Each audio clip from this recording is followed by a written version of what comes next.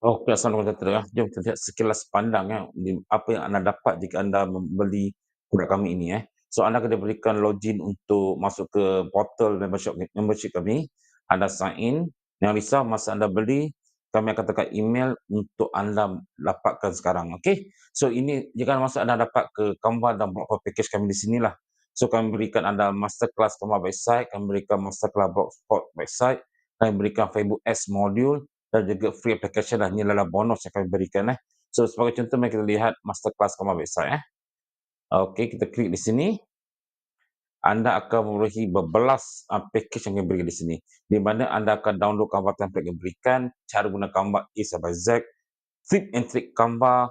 Kami berikan 4 contoh bagaimana untuk buat website menggunakan, orang kata, uh, menggunakan Canva, dan juga membuat Canva website untuk baju kurung, save pages, website kereta, website hartanah supaya anda lebih faham lagi. Kami juga memberikan anda untuk bahagian untuk buat gateway payment menggunakan Toyobe. Anda boleh menjual template kami dan kami juga memberikan AI copywriting untuk anda di sini. Alright. Manakala jika anda pergi ke Blogspot pula, anda akan membolehi banyak juga produk yang kami beri untuk anda, di mana ada video untuk Blogspot tips yang terbaru kami beri di sini, masterclass blog, Blogspot template yang kami janjikan beri anda,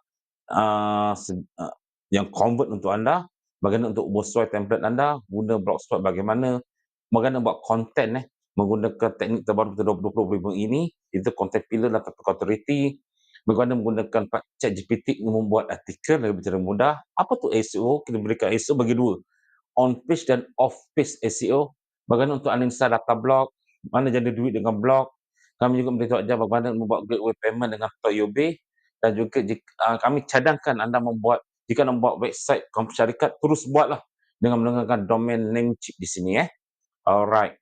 So kedua, ketiga pula. Terlalu banyak lebih kurang 70 jam video total kami berikan di sini, dan juga kami berikan juga anda akses untuk Facebook X module. Okey.